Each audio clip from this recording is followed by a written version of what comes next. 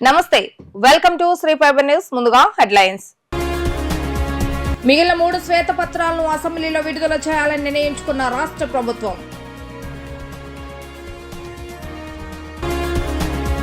Janasena party 4వ విడత క్రియాశీలక సభ్యత్వ నమోదు కార్యక్రమాన్ని ప్రారంభించిన మంత్రి నాదెండ్ల మనోహర్.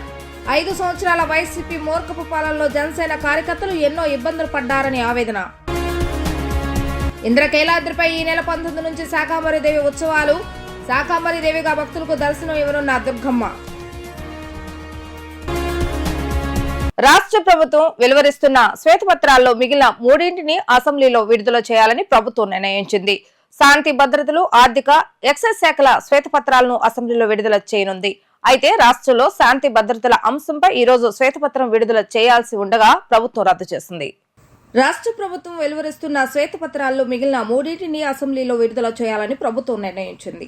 శాంతి భద్రతలు, ఆర్థిక, ఎక్సైజ్ శాఖల శ్వేతపత్రాలను అసెంబ్లీలో విడుదల చేయనుంది. రాష్ట్ర ప్రభుత్వం ఇప్పటి వరకు 4ంటిని విడుదల చేశారు. ఇసుక, విద్యుత్, పోలవరం నీటిపారుదల రంగం, రాజధాని అమరావతిపై సీఎం చంద్రబాబు నాయుడు శ్వేతపత్రాలు విడుదల చేశారు. వైఎస్ఆర్సీపీ హయాంలో జరిగిన విధ్వంసాలను వీటి ద్వారా ప్రజలకు వెల్లడించారు. ఈ రోజు శాంతి భద్రతలపై శ్వేతపత్రం విడుదల చేయవలసి ఉండగా ఆ నిర్ణయాన్ని మార్చుకున్నారు. సోమవారం నుంచి అసెంబ్లీ సమావేశాలు ప్రారంభం కానున్న నేపథ్యంలో అక్కడే శ్వేతపత్రాలు విడుదల చేయాలని నిర్ణయించారు. 5 సంవత్సరాల వైసీపీ మూర్ఖపు పాలనలో జనసేన కార్యకర్తలను అనేక రకాలుగా హింసలకు గురయ్యారని, అయినా పార్టీ కోసం కార్యకర్తలు కష్టపడి నిలబడ్డారని పౌర సరఫరాల శాఖ మంత్రి నాదెండ్ల మనోహర్ స్పష్టం చేశారు. పవన్ కళ్యాణ్ కృషితో ఏర్పడ్డ పార్టీకి ప్రతి కార్యకర్త ఎంతో కొంత తమ భాగస్వామ్యం ఉండాలని క్రియాశీలక సభ్యత్వాల కార్యక్రమాన్ని ప్రారంభించినట్లుగా తెలిపారు. జనసేన పార్టీ 4వ విడత క్రియాశీలక సభ్యత్వ నమోదు కార్యక్రమం పశ్చిమ నియోజకవర్గంలోని భవానీపురం ఎస్ కన్వెన్షన్ నందు ప్రారంభించారు. ఈ కార్యక్రమానికి పౌర సరఫరాల శాఖ మంత్రి నాదెండ్ల మనోహర్ హాజరై ప్రథమ క్రియాశీలక సభ్యత్వాన్ని అందజేశారు. ఈ సందర్భంగా ఆయన మాట్లాడుతూ మన నాయకుడు పవన్ కళ్యాణ్ నాయకత్వంలో పార్టీని బలోపేతం చేయాలని కార్యకర్తలకు సూచించారు. 500 రూపాయలతో సభ్యులైన ప్రతి క్రియాశీలక సభ్యునికి 5 లక్షల బీమా అందజేస్తున్నట్లుగా తెలిపారు. ఇప్పటి వరకు 3 కోట్లకు పైగా ఆర్థిక సహాయాన్ని కార్యకర్తలకు అందజేస్తున్నట్లుగా తెలిపారు. ఈ సందర్భంగా చనిపోయిన 3 కార్యకర్తల కుటుంబాలకు 5 లక్షల చెక్కులను అందజేశారు. కేవలం 5 లక్షల చెక్కులు ఇవ్వటమే కాదు, పార్టీ నుంచి వారి కుటుంబాలకు అండగా ఉంటామని భరోసా ఇచ్చారు.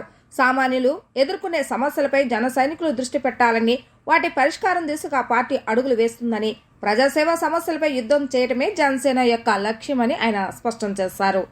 18 నుంచి 28 వరకు జరిగే క్రియాశీల సభ్యత్వాలకు ప్రతి కార్యకర్త కష్టపడి పనిచేయాలని సూచించారు.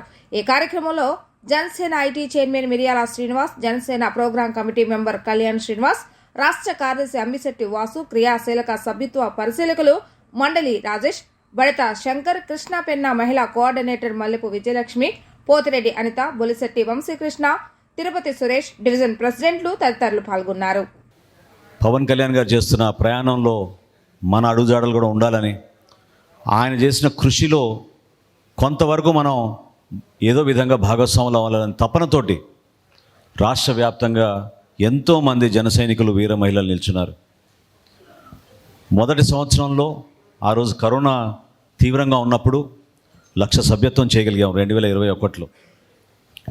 2022 వచ్చే వరకు సుమారు 3,50,000 సభ్యత్వం చేయగలిగాం. గత సంవత్సరం 2023లో అది 6,47,000కి మనం రాష్ట్ర వ్యాప్తంగా తీసుకెళ్ళగలిగాం. భారతదేశంలో ఈ రోజుకి కూడా ఏ రాజకీయ పార్టీ తన సభ్యులను ఒక కుటుంబ సభ్యులుగా భావించుకుని వాళ్ళకి రక్షణే కాకుండా ధైర్యం నింపే విధంగా, వాళ్ళకి ఒక మనస్ఫూర్తిగా వాళ్ళకి ఒక అవకాశం, ఒక వేదిక, అద్భుతమైన భవిష్యత్తు ఉందనే ఒక నమ్మకంతో వచ్చిన వాళ్ళందరినీ కూడా గౌరవించుకోవాలనే ఆలోచనతో మన పార్టీ అధ్యక్షులు పవన్ కళ్యాణ్ గారు ఈ క్రియాశీలక సభ్యత్వం ఆ రోజు ప్రారంభించాం. చాలా సందర్భాల్లో మనం చూసాం, ఎంతోమంది మన యువత పవన్ కళ్యాణ్ గారు వచ్చినప్పుడు ర్యాలీల్లో చిన్న చిన్న గాయాలు, ఆ బైక్ ర్యాలీస్లో, అదేవిధంగా ఎక్కువ శాతం మన పార్టీలో యువత కష్టపడి పనిచేస్తున్న వాళ్ళంతా కూడా ప్రతిరోజు చిన్న చిన్న పనులు చేసుకొని కుటుంబాలని నడుపుకొని వాళ్ళ చేతుల పైన ఎంతో నిలకడగా భవిష్యత్తు పైన ఎంతో ఆశ పెట్టుకొని నిజాయితీగా పనిచేయాలనే ఆలోచనతో నిలబడిన వ్యక్తులందరికీ కూడా వారి కుటుంబంలో ఒక ప్రమాదం జరిగితే మనం ఆదుకోవాలనే ఆలోచనతోటి ఈ కార్యక్రమం తీసుకొచ్చాం. 500 రూపాయలు కట్టి సభ్యత్వం తీసుకుంటున్నారంటే మీరు నిజంగా ఆశ్చర్యపోతారు. ఎటువంటి వ్యక్తులకి ఈ 3 సంవత్సరాల్లో దాదాపు మనం 20 కోట్ల రూపాయలు మనం ఇచ్చాం. 20 కోట్ల రూపాయల్లో ఎంతో బాధాకరమైన విషయం ఏంటంటే మనం ఒక 344 జన సైనికులు ప్రాణాలు కోల్పోయారు. కానీ కోల్పోయిన ప్రతి కుటుంబానికి పవన్ కళ్యాణ్ గారు ఇచ్చిన 5 లక్షల రూపాయలు ఆ చెక్ తీసుకెళ్ళి మనం అందించినప్పుడు ఆ కుటుంబానికి ఒక భరోసాగా నాయకత్వం అంతా కలిసి వచ్చి చాలామంది పాపం ఈ రోజుకి పేదరికంలో ఉన్న కుటుంబాలు వాళ్ళకి 5 లక్షల ఆర్థిక సహాయమే కాకుండా పార్టీ నుంచి మేము మీకోసం నిలబడతాం, మీరు ధైర్యంగా ఉండండి, ఎటువంటి సమస్యలు వచ్చినా కూడా మా పార్టీ నాయకులు మీకు అండగా నిలబడతారని మనం ఈ క్రియాశీలక సభ్యత్వం ద్వారా మనం తీసుకెళ్ళగలిగాం. ఆషాఢ మాసం ముగియటంతో ఈ నెల 19 నుంచి 3 రోజుల పాటు అమ్మవారి శాకాంబరి దేవిగా భక్తులకు దర్శనం ఇవ్వనున్నారు. కూరగాయలతో ఇంద్రకీలాద్రి ముస్తాబవుతుంది. పలు చోట్ల నుంచి వచ్చిన సేవా బృందాలు అమ్మవారికి కూరగాయలను సిద్ధం చేస్తున్నారు. ఈ సందర్భంగా ఇంద్రకీలాద్రి ఈవో రామారావు మాట్లాడుతూ ఈ 3 రోజులు భక్తులు అమ్మవారిని భక్తి శ్రద్ధలతో దర్శించుకోవాలని అన్నారు. వాతావరణం అల్పపీడనం వల్ల కొండ చర్యలు విరిగిపడే అవకాశం ఉందని ముందస్తు జాగ్రత్తగా ఘాట్ రోడ్డు మూసివేయడం జరిగిందని తెలిపారు. దూర ప్రాంతాల నుంచి వచ్చే భక్తులు గమనించి కార్లను వారికి నిర్దేశించిన ప్రాంతాల్లో పార్కింగ్ చేసుకుని దేవస్థానం బస్సులో రావాలని సూచించారు. దూర ప్రాంతాల నుంచి వచ్చే భక్తులు ఎటువంటి ఇబ్బందులు కలగకుండా రైల్వే స్టేషన్, బస్ స్టేషన్ మరియు దుర్గా ఘాట్ల నుంచి ఉచిత బస్సులను ఏర్పాటు చేశామని, ఓన్ టర్నింగ్ నుంచి వృద్ధులకు, వికలాంగులకు వీల్ చైర్లు మరియు ప్రత్యేక వాహనం ఏర్పాటు చేశామని తెలిపారు. మరికొంతమంది భక్తులకు మల్లికార్జున మహామండపం లిఫ్ట్ మార్గం మరియు మెట్ల మార్గం నుంచి అమ్మవారి దర్శనానికి ఏర్పాట్లు చేస్తామని తెలిపారు. ఈ 3 రోజులు అమ్మవారికి అలంకరించిన కూరగాయలతో చేసిన కదంబ ప్రసాదం భక్తులకు అందిస్తామని తెలిపారు. మన శ్రీ దుర్గామల్లేశ్వర స్వామివారి దేవస్థానంలో 19, 20, 21వ తారీఖు అనగా ఆషాఢ శుద్ధ త్రయోదశి, చతుర్దశి, పూర్ణిమ ఈ 3 రోజుల పాటు అమ్మవారి ఆలయంలో శాకాంబరి ఉత్సవాలు మనకి చాలా వైభవపేతంగా ప్రతి సంవత్సరం వల్లే ఈ సంవత్సరం కూడా నిర్వహించడం జరుగుతోంది.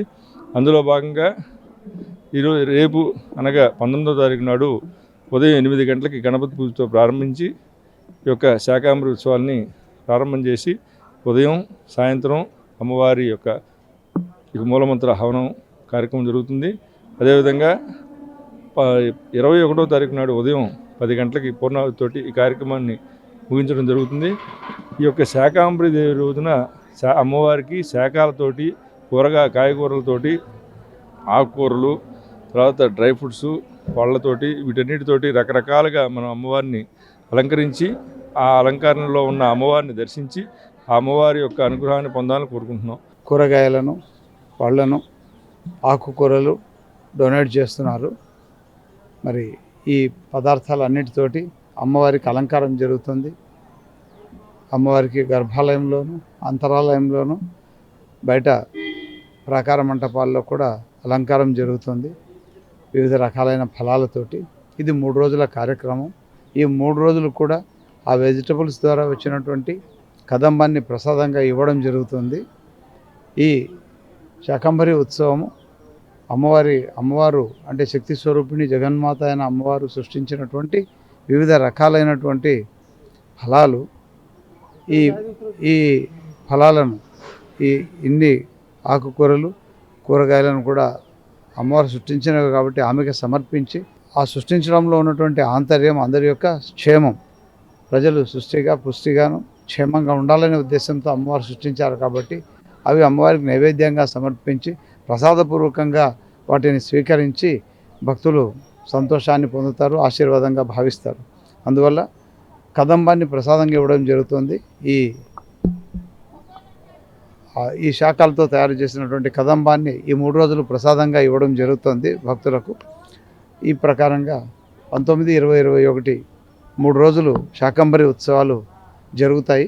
భక్తులందరికీ ఒకటే విజ్ఞప్తి, ఇక్కడ వర్షాలు అధికంగా కురుస్తుండడం వల్ల ఘాట్ రోడ్లో కొంత ఇబ్బంది ఉండడం వల్ల ఘాట్ రోడ్లు లిమిటెడ్గా వాడుతున్నాము. అలాగే కనకదుర్గా నగర్లో కూడా ఈ వాహనాలు లోపల దాకా రాలేని పరిస్థితి ఉంది కాబట్టి లిఫ్ట్ దాకా లేదా మెట్ల మార్గం దాకా కనకదుర్గా నగర్లో నడుచుకొని రావాలని, అలాగే ఘాట్ రోడ్లో మేము ఏర్పాటు చేసాం బస్సులు. దాదాపు 8 బస్సులను ప్రయాణికుల యొక్క సౌకర్యార్థం కేటాయించడం జరిగింది. వీటిలో ప్రయాణికులను హోమ్ టర్నింగ్ వరకు డ్రాప్ చేస్తాము. అక్కడ నుంచి దర్శనం చేసుకొని మళ్ళీ హోమ్ టర్నింగ్ నుంచి మరీ కిందికి వాళ్ళను డ్రాప్ చేయడం జరుగుతుంది వాళ్ళ వాహనాల దగ్గరికి. ఇలా ఏర్పాట్లు చేసింది దేవస్థానం. పోలీస్ డిపార్ట్మెంట్తోనూ మా కమిషనర్ గారు కమిషనర్ గారితో మాట్లాడి ఈ ఏర్పాట్లు చేశాము. హాస్టల్ నుండి బయటకు వెళ్లిపోయిన 3 మైనర్ బాలికలను ఓ సెక్యూరిటీ గార్డు సమయస్ఫూర్తితో కాపాడినట్లుగా Vijayawada city deputy commissioner of police T Harikrishna తెలిపారు. సమయస్ఫూర్తిగా వ్యవహరించిన సెక్యూరిటీ గార్డ్ ఆర్టీసీ కండక్టర్ సహాయంతో బాలికలను పోలీస్ స్టేషన్ కు తీసుకురావడంపై నగర డీసీపీ హరికృష్ణ హర్షాన్ని వ్యక్తం చేశారు. ప్రైవేట్ సెక్యూరిటీ గార్డ్ సమయస్ఫూర్తితో హాస్టల్ నుండి బయటకు వెళ్లిపోయిన 3 మైనర్ బాలికలను కాపాడిన సంఘటన విజయవాడ గ్రామీణ నున్న గ్రామ పోలీస్ స్టేషన్ పరిధిలో చోటు చేసుకుంది. ఏలూరు జిల్లా అగిరిపల్లి ప్రభుత్వ ఎస్సీ బాలికల హాస్టల్ నుండి 3 మైనర్ బాలికలు బయటకు వచ్చి తెల్లవారుజామున అనుమానాస్పదంగా తిరుగుతుండటంతో రాత్రిపూట ఓ గోడం ముందు కాపలా ఉండే సెక్యూరిటీ గార్డు విధులు ముగించుకొని ఇంటికి వెళుతున్న క్రమంలో బాలికలు తారసపడటంతో ఎక్కడికి వెళుతున్నారని వాకప్ చేసి వారిని సమయస్ఫూర్తిగా విజయవాడ వైపు వెళుతున్న ఆర్టీసీ బస్సును ఆపి కండక్టర్ సహాయంతో విజయవాడ నగర శివారు ప్రాంతంలో ఉండే నున్న గ్రామీణ పోలీస్ స్టేషన్ కు తీసుకువచ్చి పోలీసులకు అప్పగించారు. వెంటనే స్పందించిన నున్న గ్రామీణ పోలీసులు వారి యొక్క తల్లిదండ్రుల వివరాలను సేకరించి బాలికల తల్లిదండ్రులకు అప్పగించారు. హాస్టల్ నుండి తప్పిపోయిన బాలికలు గంటల వ్యవధిలో పోలీసుల సంరక్షణ ఉంచుకొని సదరు బాలికలు ఉంటున్న హాస్టల్ వార్డెన్ పిలిపించి బాలికలకు కౌన్సిలింగ్ నిర్వహించి వారిని వార్డెన్ సమక్షంలో తల్లిదండ్రులకు అప్పగించారు. తనకెందుకులే అనుకునే ఈ కాలంలో సమయస్ఫూర్తిగా సెక్యూరిటీ గార్డ్ ఆర్టీసీ కండక్టర్ సహాయంతో బాలికలను పోలీస్ స్టేషన్ తీసుకురావడంపై హర్షం వ్యక్తం చేస్తూ నగర డీసీపీ టి హరికృష్ణ వారికి అభినందనలు తెలిపారు. మైనర్ బాలికలు కావడంతో వారు పొరపాటున ఎవరైనా సాంఘిక శక్తుల చేతిలో పడకుండా సురక్షితంగా వారి తల్లిదండ్రులకు అప్పగించడం ఎంతో సంతోషంగా ఉందని, ప్రతి ఒక్కరూ బాధ్యతగా పోలీసులతో కలిసి పనిచేస్తే ఎటువంటి నేరాలు జరగవని ఈ సందర్భంగా డీసీపీ టి హరికృష్ణ తెలిపారు.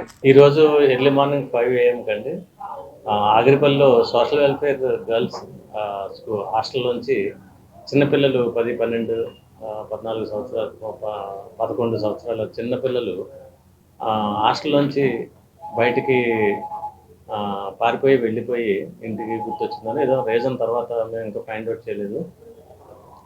వాళ్ళు వెళ్ళిపోతూ ఉన్న క్రమంలో ఒక సెక్యూరిటీ గార్డు వాళ్ళని ఐడెంటిఫై చేశారు. ఇంత చిన్నపిల్లలు ఇంత పొద్దున్న ఎలా వెళ్తున్నారు ఏంటని అడిగితే వాళ్ళు ఇలాగ హాస్టల్లో చదువుతున్నట్టు చెప్తున్నారు. ఆ security guard has done extraordinary excellent work. చాలామంది ఏమోలే ఎక్కడికి వెళ్తున్నారని వదిలేసి వెళ్ళిపోతారు. కానీ ఈ సెక్యూరిటీ గార్డు ఏం చేశాడంటే చక్కగా పిల్లల్ని ఆపి ఏంటని వివరాలు తెలుసుకుని ఇలా కాదు మరి ఏదైనా అయితే ప్రాబ్లం కదా అని చెప్పేసి ఆ పిల్లల సేఫ్టీ కోసం ఆలోచించి చాలా చాకచక్యంగా పిల్లల్ని జాగ్రత్తగా మాట్లాడి ఒక ఆర్టీసీ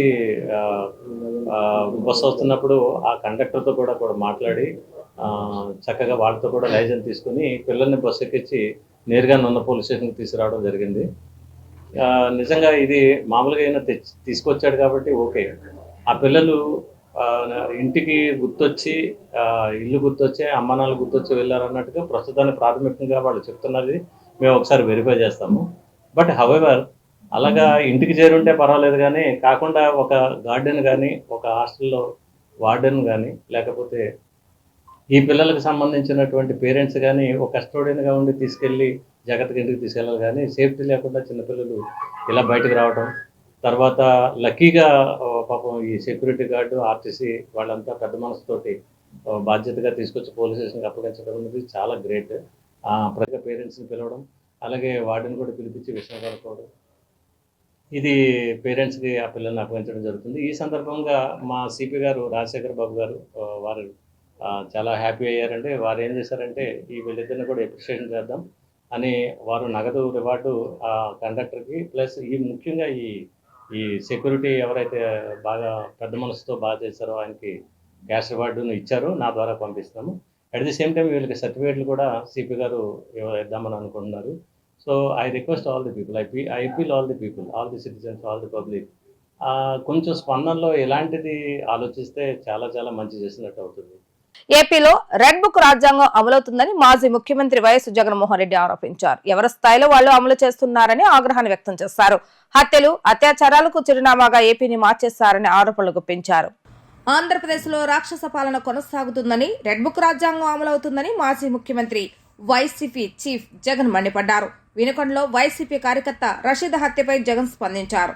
రషీద్ కుటుంబానికి సానుభూతి తెలిపారు. కొత్త ప్రభుత్వం అధికారం చేపట్టి నెలన్నర రోజులు మాత్రమే అయిందని గుర్తు చేశారు. ఈలోపే రాష్ట్రాన్ని హత్యలు, అత్యాచారాలకు కేర్ ఆఫ్ అడ్రస్ గా మార్చేశారంటూ టీడీపీ సర్కారుపై తీవ్ర విమర్శలు గుప్పించారు.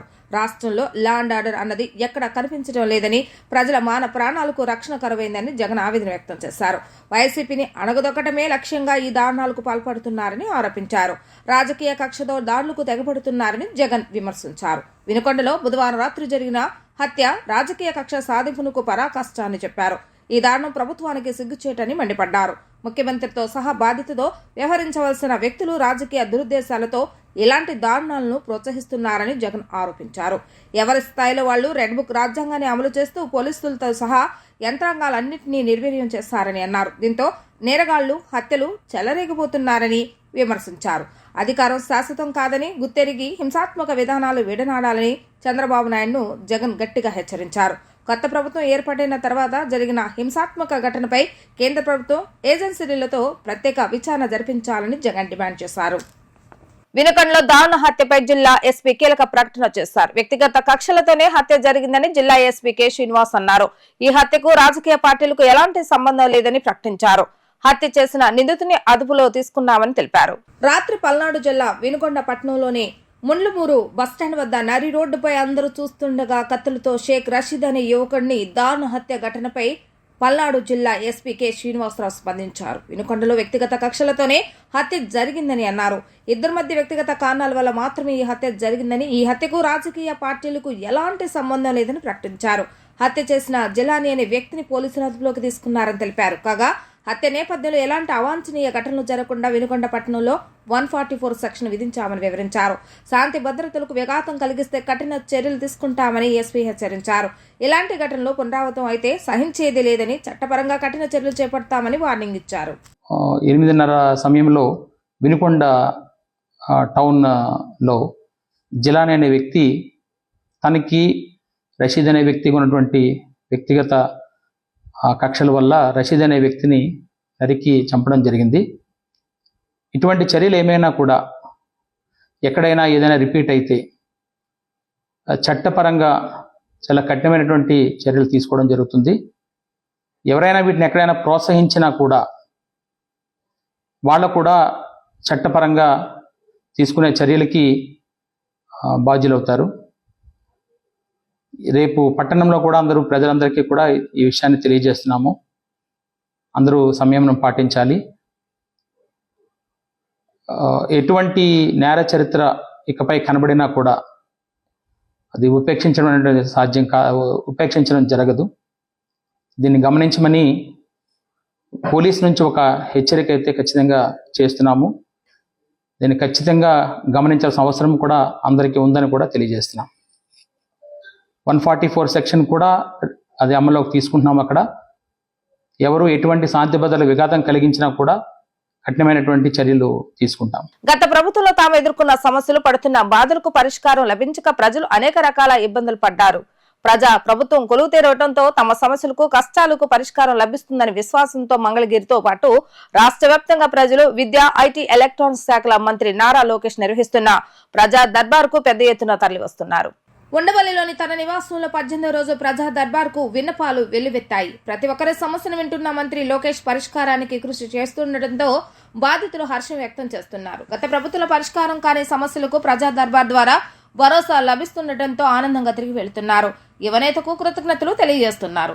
గత ప్రభుత్వంలో సెంటు పట్టా కింద సేకరించిన తమ అసైన్డ్ భూములకు ఎలాంటి నష్టపరిహారం చెల్లించలేదని, పరిహారం ఇప్పించి ఆదుకోవాలని ఏలూరు జిల్లా శనివారపేటకు చెందిన రైతులు నారా లోకేష్ ను కలిసి విజ్ఞప్తి చేశారు. ప్రేమ వివాహం చేసుకున్న తమ కుమారుణ్ణి గత ప్రభుత్వ హయాంలో వైసీపీ నాయకుల అండతో యువత కుటుంబం కిరాతకంగా హతమార్చారని, తగిన న్యాయం చేయాలని మంగళగిరి మండలం నవలూరుకి చెందిన సత్తెనపల్లి రామాంజనేయులు మంత్రి లోకేష్ ను కలిసి కన్నీటి పర్యంతమయ్యారు. వారి సమస్యలు పరిష్కరిస్తానని లోకేష్ భరోసా ఇచ్చారు. వైసీపీ భూతానికి సీఎం చంద్రబాబు నాయుడు సమాధి కట్టారని టీడీపీ అధికార ప్రతినిధి మహాసేన రాజేష్ అన్నారు. అరుంధతి సినిమాలో పశుపతిలా సమాధి నుంచి వైసీపీ ఫేక్ ప్రచారాలు చేస్తుందని వ్యాఖ్యలు చేశారు. ఇక కూటమి ప్రభుత్వాన్ని ఇరికించేందుకే కుట్రలు చేస్తున్నారని మండిపడ్డారు. హత్యలు, అరాచకాలంటూ అబద్దాలాడుతున్నారని మండిపడ్డారు. టీడీపీ కేంద్ర కార్యాలయంలో ఏర్పాటు చేసిన విలేకరుల సమావేశంలో టీడీపీ అధికార ప్రతినిధి మహాసేన రాజేష్ మీడియాతో మాట్లాడుతూ వైసీపీ నేతల విషం పెట్టి కూటమిపై నెట్టేస్తారని ఆగ్రహాన్ని వ్యక్తం చేశారు. గత 5 ఏళ్లలో వైసీపీ అరాచకాలకు, హత్యలకు అడ్డు అదుపు లేదని అన్నారు. సమాధిలో ఉన్న వైసీపీ భూతాలను బయటికి రానిస్తే ప్రజల రక్తం తాగుతారని అన్నారు. ఏపీని శ్మశానం చేయడానికే వైసీపీ తప్పుడు ప్రచారానికి పూనుకుందని అన్నారు. వైసీపీ హయాంలో 600 మంది ఎస్సీ, బీసీ మైనార్టీలను చంపారని అన్నారు. నేడు రాష్ట్ర ప్రజలు స్వేచ్ఛావాయువులు పీల్చుకుంటున్నారని తెలిపారు. ప్రజలు కూటమికి వస్తున్న క్రెడిట్ ను చూసి ఓర్వలేకని విమర్శలు చేస్తున్నారని ఆయన అన్నారు. ది గ్రేట్ నారా చంద్రబాబు నాయుడు గారు ఈ రాష్ట్రంలో ఉన్న మంచివాళ్ల సహకారంతో వైసీపీ పార్టీని సమాధి చేయడం జరిగింది. అందరూ అనుకుంటున్నారు ఓడించారేమో అని. ఓడించటం కాదండి, వైసీపీని సమాధి చేశారు నారా చంద్రబాబు నాయుడు గారు. ఆ సమాధిలో నుంచి ఇప్పుడు ప్రేతాత్మగా మారిన వైసీపీ యాజ్ యూజువల్ మళ్ళీ ఫేక్ ప్రచారాలు మొదలుపెట్టింది. మళ్ళీ ఎలాగైనా దీన్ని అభివృద్ధిని నాశనం చేయాలని ఆ సమాధిలో ఉన్న వైసీపీ భూతం మళ్ళీ తప్పుడు ప్రచారాలు. మీకు గుర్తుందో లేదో, కోడికత్తి అని ఒక డ్రామా ఎవరో కుర్రోడు జగన్మోహన్ రెడ్డిని గీసాడట. ఆ కుర్రోడు వెళ్ళి ఒక టీడీపీకి సంబంధించిన నాయకుడి రెస్టారెంట్లో పనిచేస్తున్నాడట. కాబట్టి ఇది చంద్రబాబు నాయుడు గారే చేయించారని చెప్పి తప్పుడు ప్రచారం చేసి బోల్తా కొట్టిన దొంగలు వెళ్ళు. అలాగే సొంత బాబాయిని గొడ్డలతో వాళ్లే నరికేసుకుని, లేదు చంద్రబాబు నాయుడు గారే కత్తించుకుని నరికేశారని ప్రచారం చేసిన దొంగ బడవలు వెళ్ళు. నారా లోకేష్ గారు ఎప్పుడైతే ఆయన మంత్రిగా బాధ్యతలు స్వీకరించిన మొట్టమొదట ఆయన తీసుకున్న సంచలనమైన నిర్ణయం, స్కూల్స్లో, కాలేజెస్లో సర్టిఫికేట్లు ఇరుక్కుపోయిన పిల్లలకి ఫీజులు సమయానికి ఫీజు రియంబర్స్మెంట్ ఇవ్వకుండా వైసీపీ గవర్నమెంట్ చేసిన 3,000 కోట్ల బకాయిలకి ఆ సర్టిఫికేట్ లేక ఇబ్బంది పడుతున్న పిల్లలందరినీ ఒక్క చిటికలో వాళ్ళ సమస్యను పరిష్కరించాడండి ఆయన. దాంతోపాటు 25 మంది దివ్యాంగుల కోసం ఒక మార్క్ లిస్టు ఆ ప్రొఫార్మా మొత్తం మార్చి ఒక జీవో కూడా ఇష్యూ చేసి 25 మంది కోసం కూడా ప్రభుత్వం దిగొస్తుంది అవసరమైతే. ఈ రాష్ట్రంలో ఉన్న ప్రతి ఒక్క ప్రాణం, ప్రతి ఒక్క జీవితం ఈ తెలుగుదేశం కూటమి ప్రభుత్వానికి ఇంపార్టెంటే అని నారా లోకేష్ గారు తెలియజేశారు. 25 కాదండి, కేవలం కువైట్లో ఒకే ఒక్కడు అక్కడ బాధలు పడుతుంటే ఆ బాధలు చూసి చలించిపోయిన లోకేష్ గారు ఒక్క కుటుంబం కోసం, ఒక్క వ్యక్తి కోసం కూడా ముందుకొచ్చాడు. అంటే ఒక్క వ్యక్తి ప్రాణం, ఒక్క వ్యక్తి జీవితం కూడా ఈ ప్రభుత్వానికి ఎంత ముఖ్యమో తెలియజేస్తున్నారు. ఎంత గొప్ప పరిపాలన జరుగుతూ ఉంటే హత్యలు జరిగిపోతున్నాయి, అత్యాచారాలు జరిగిపోతున్నాయి. దీనికి తెలుగుదేశం ప్రభుత్వం కారణం అని సిగ్గు ఎగ్గు లేకుండా ప్రచారం చేస్తున్నారండి. ఒక్క వైసీపీ గవర్నమెంట్లో 600 మందిని చంపారండి, ఎస్సీలని, బీసీలని. ఆ చంపడానికి కారణం వాళ్ళలో వాళ్ళ తగాదాలో, పాత కక్షలో కాదు. ఈ వైసీపీ చేస్తున్న మైనింగ్ మాఫియాను అడ్డుకున్నందుకు, వైసీపీ చేస్తున్న అక్రమాలని ప్రశ్నించినందుకు, వైసీపీ చేస్తున్న ప్రతి అన్యాయాన్ని ప్రశ్నిస్తున్నందుకు 600 మంది ఎస్సీ, బీసీలని, ఎస్సీ, ఎస్టీ, బీసీ మైనారిటీలని చంపారు. దానికి సాక్ష్యాలు, ఆధారాలు పక్కాగా తెలుగుదేశం పార్టీ నుంచి దాని ఆధారాలతో పాటు ఈ బుక్స్ ప్రింట్ చేయడం జరిగింది. దీనిలో ఎవరిని ఏ డేట్లో ఏ కారణంగా చంపారు, చనిపోయిన కుటుంబం ఎవరు, చనిపోయిన వ్యక్తి ఎవరు, ఈ రోజున ఎక్కడో జరిగిన దాన్ని తీసుకొచ్చి తెలుగుదేశం పార్టీ ప్రభుత్వానికి అంటగట్టే ప్రయత్నం చేస్తున్నారు. ఇది చాలా తప్పండి. ఈ రాష్ట్ర ప్రజలు వీళ్ళు చేసి ఈ తప్పుడు ప్రచారాలని అర్థం చేసుకోవాలి. ఈ పిన్నెల్లి అనేవాడు ఒకడే దాదాపుగా 8 మర్డర్లు, దాడులు, 79 దాడులు, ఎస్సీ, బీసీ మైనార్టీల మీద 51 దాడులు అటండి. ఆ 71 దాడుల్లో దీనిలో 8 మంది తెలుగుదేశం కార్యకర్తలను చంపించారట. దీనిలో క్లియర్గా ఉంది ఆ తెలుగుదేశం పార్టీ కార్యకర్తల పేర్లతో సహా. ఆంధ్రప్రదేశ్ లో నేడు రేపు భారీ నుంచి అతి భారీ వర్షాలు కురిసే అవకాశం ఉందని వాతావరణ శాఖ వెల్లడించింది. తీర ప్రాంతాల్లో ఈదురుగాలు వీచే సూచనలు ఉన్నాయని, లోతట్టు ప్రాంతాల ప్రజలు అప్రమత్తంగా ఉండాలని సూచించింది. భారీ వర్షాల దృష్ట్యా రాష్ట్ర విపత్తు నిర్వహణ అథారిటీ టోల్ ఫ్రీ నంబర్లను ఏర్పాటు చేసింది. అల్పపీడనం ప్రభావంతో నేడు రేపు కోస్తాంధ్ర జిల్లాలో భారీ నుంచి అతి భారీ వర్షాలు, మిగిలిన ప్రాంతాల్లో మోస్తారు వర్షాలు పడే అవకాశం ఉందని వాతావరణ శాఖ వెల్లడించింది. తీర ప్రాంతాలు ఈదురుగాలులు వీచే అవకాశాలు ఉన్నాయని, లోతట్టు ప్రాంతాల ప్రజలు అప్రమత్తంగా ఉండాలని సూచించింది. నేడు రేపు రాయలసీమ జిల్లాలో తేలికపాటి నుంచి మోస్తారు వర్షాలు కురుస్తాయని వాతావరణ శాఖ తెలిపింది. భారీ వర్షాల దృష్ట్యా రాష్ట్ర విపత్తు నిర్వహణ అథారిటీ టోల్ ఫ్రీ నెంబర్లు 10701112 180042500101 ఏర్పాటు చేసింది. వర్షాల ప్రభావం దృష్ట్యా అత్యవసర పరిస్థితుల్లో టోల్ ఫ్రీ నెంబర్ల ద్వారా సహాయం కొరకు అధికారులను సంప్రదించాలని విజ్ఞప్తి చేసింది. ఆగ్నేయ మధ్యప్రదేశ్తో సహా పరిసర ప్రాంతాలపై అల్పపీడన ప్రభావం కొనసాగుతుంది. దీనికి అనుబంధంగా పరిసర ప్రాంతాల్లో 5.8 కిలోమీటర్ల ఎత్తైన ఉపరితల ఆవర్తనం ఏర్పడినట్లుగా భారత వాతావరణ విభాగం తెలిపింది. రానున్న 24 గంటల్లో కోస్తాంధ్ర తీరం వెంబడి ఈదురుగాలు వీచే అవకాశం ఉండటంతో ప్రజలు అప్రమత్తంగా ఉండాలని విపత్తు నిర్వహణ సంస్థ ఆధ్వర్యంలోని స్టేట్ ఎమర్జెన్సీ ఆపరేషన్ సెంటర్ తెలిపింది.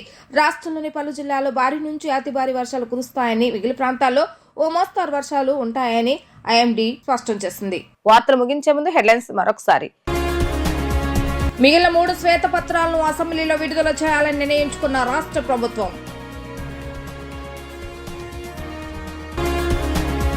జనసేన పార్టీ 4వ విడత క్రియాశీలక సభ్యత్వ నమోదు కార్యక్రమాన్ని ప్రారంభించిన మంత్రి నాదెండ్ల మనోహర్. 5 సంవత్సరాల వైసీపీ మూర్ఖపు పాలనలో జనసేన కార్యకర్తలు ఎన్నో ఇబ్బందులు పడ్డారని ఆవేదన. ఇంద్రకీలాద్రిపై ఈ నెల 19 నుంచి శాకాంబరి దేవి ఉత్సవాలు. శాకాంబరి దేవిగా భక్తులకు దర్శనం ఇవ్వనున్న దుర్గమ్మ. ఇవి ఈ రోజు వార్తా విశేషాలు. మరల 3 ప్రసారమే వార్తలు మళ్ళీ కలుద్దాం. అంతవరకు సెలవు. నమస్కారం.